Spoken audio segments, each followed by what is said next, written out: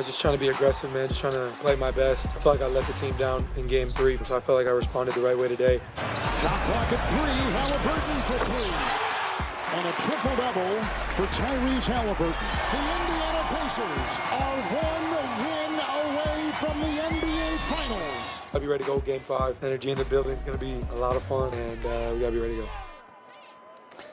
If I can steal a phrase from baseball, Tyrese Haliburton pitched a perfect game for the Pacers last night, a 30-point triple-double with 0 turnovers. And you called him, what was the word you used, the best manipulator in the game this morning. Show me why. Possession by possession manipulation. They got 22 points in the fast break. And as we're going to see the play develop, just watch how Brunson here gets a layup, misses a chippy, okay? And as he misses the chippy, look at the starting point. Now, they're both at the same starting point, all right?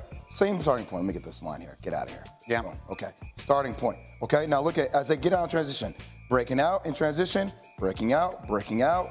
Breaking out. Breaking out. Now watch this foot race between these two and the thrust he plays with to get the ball up the court. Brunson recognizes it a second late, and that's all it takes. As he pushes the ball up the court, you're going to see it. He's going to see here. Now look at this. Look at this area. Here's what you're talking about, vision. The vision. This is an open gap. As a guard, this is exactly what I see. This entire open gap. Oh, Mikal Bridges, you have ball. You're raising your hand. Hey, you're right here, Deuce McBride. Josh Hart, you're on this man in the corner. Oh, your head is turned towards your big. You're not even paying attention. Oh, and Jalen Brunson, you're still behind the play. I'm looking right here at Naismith, and I'm looking at this gap. He sees it. The play develops. He kicks it. Boom. Entire open gap. Easy slam. Okay? Yeah. Once again, manipulating the game. As the ball goes here, once again. Now look at the player who's out of the scene, right?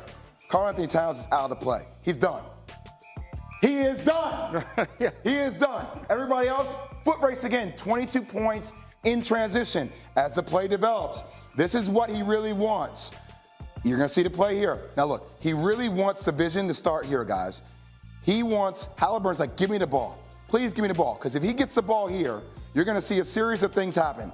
Dive into the basket, flaring, and there's going to be a simple bounce pass here if he catches the ball. Simple bounce pass right here. Right? That's all he wants to do. So as he sees it, Nembhard doesn't see it. He doesn't see it. Now look. Look at look at here right here. Greedy. He's telling you what he wants you to see. Right. He sees it, right? Even Miles is like, hey, he's open. By the way, where's Karl-Anthony Towns? Is he even in the clip? He's not even in the clip. It's a power play. He's out of the play. As the play develops, he gets the ball late. He gets the ball late, and once again, the vision right away just sees it right there. Easy play. Nobody back in transition. Karl-Anthony Towns still not back in the play. He's still not back in the play. Never even hits the scene. He doesn't even hit he's not even on the screen. Yeah. So it's those plays, the accumulation of effect, and the possession by possession manipulation of the game is what sets them apart. And look, the Miles Turner point is remarkable because all of that, it just goes to show you the Pacers are just connected in that way. And in a lot of ways, the Knicks did not look that way. And you may ask yourself, is this series over? Well, according to ESPN Bet Sportsbook, it's pretty close. The Pacers are now minus 600 favorites to win the series. That means you have to bet $600 to win 100.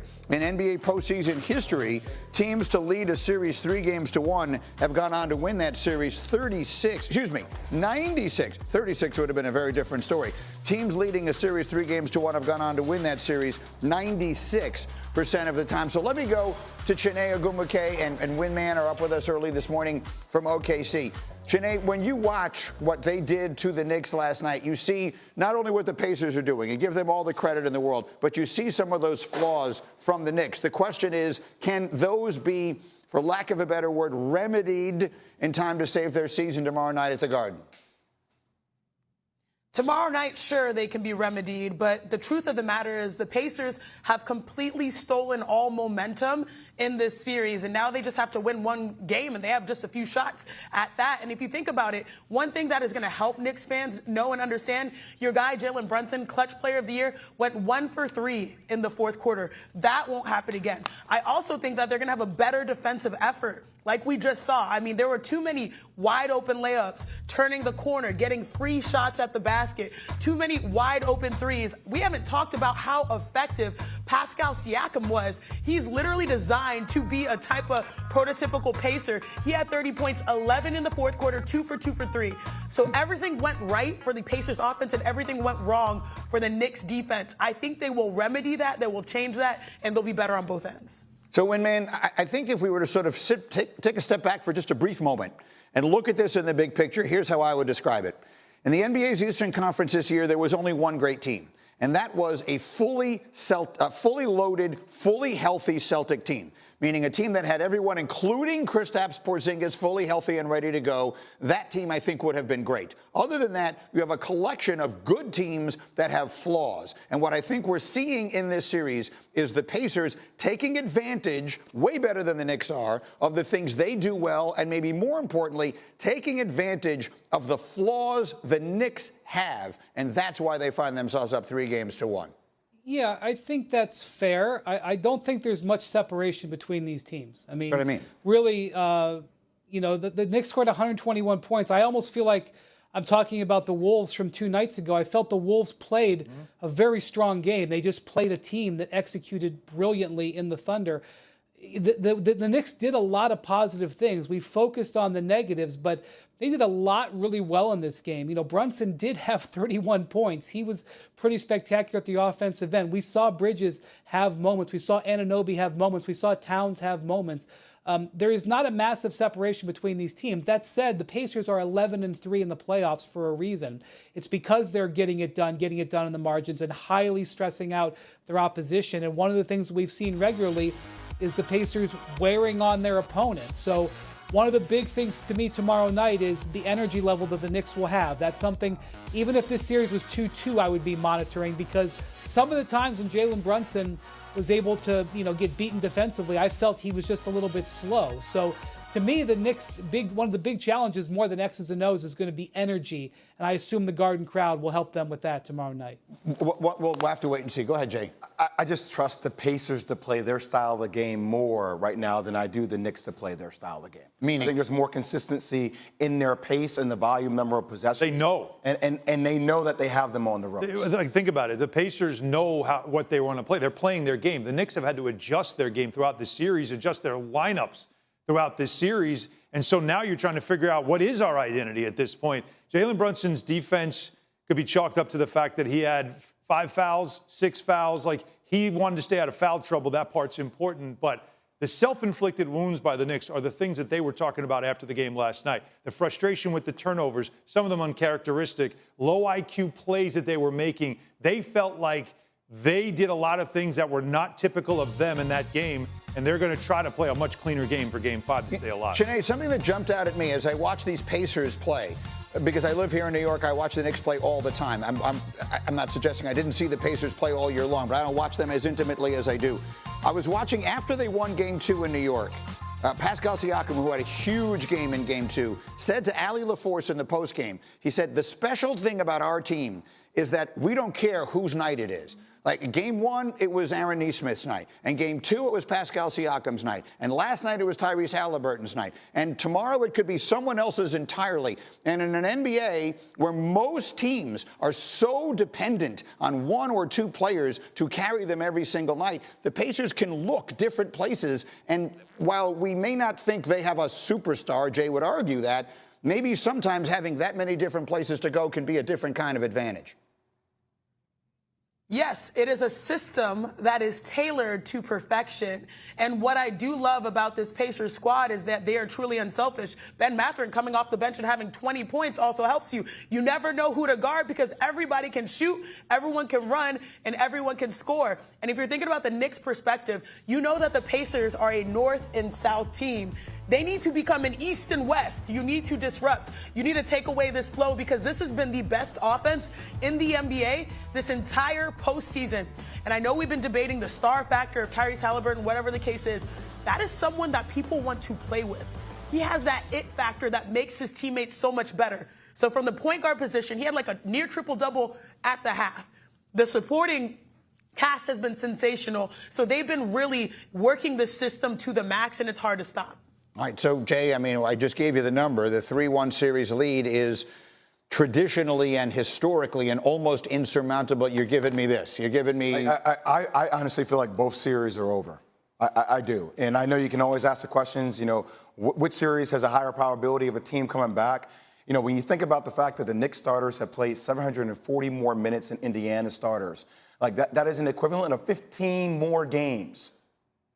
Like, just do the math. 740 minutes divided by 48 minutes per game, 15 more games. So I'm not saying I'm using it as an excuse, but the wear and tear and the style and the continuity in which Indiana plays, I just don't trust the Knicks defense to support them when it matters the most. You're right about combined with the lack of legs. And their legs are taking the beating. It's not the legs. It's up here. Well, mental fatigue.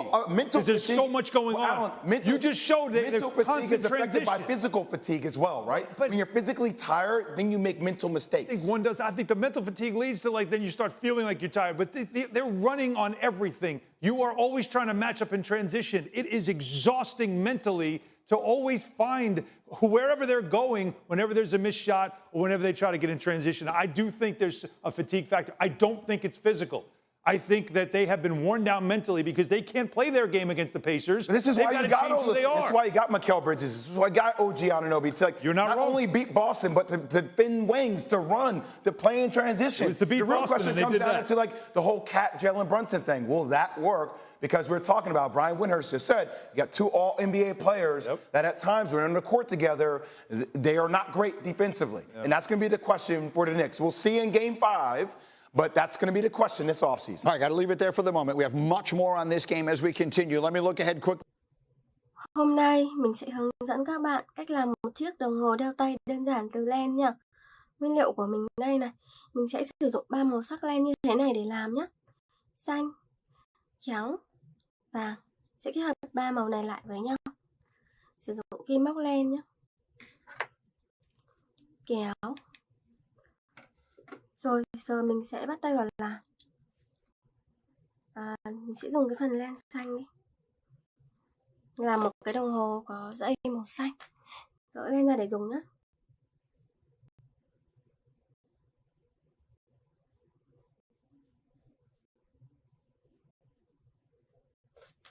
Bây giờ mọi người sẽ đo nhé. Mọi người làm đồng hồ cho ai thì sẽ đo với tay người đó nhé. Ví dụ như làm cho các bé ở nhà thì sẽ đo với tay của các bé. Đây được một cái mảnh như thế này này. Bây giờ sẽ gập làm đôi để lấy được cái phần len gấp đôi. Giờ mình sẽ móc một nút thắt ở đây.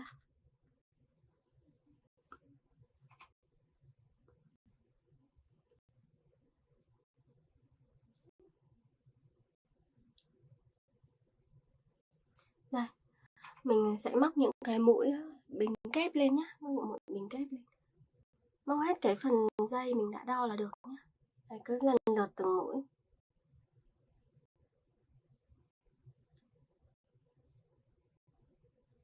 Đây, những mũi tiếp theo này. Cứ lặp đi lặp lại cho mình nhé.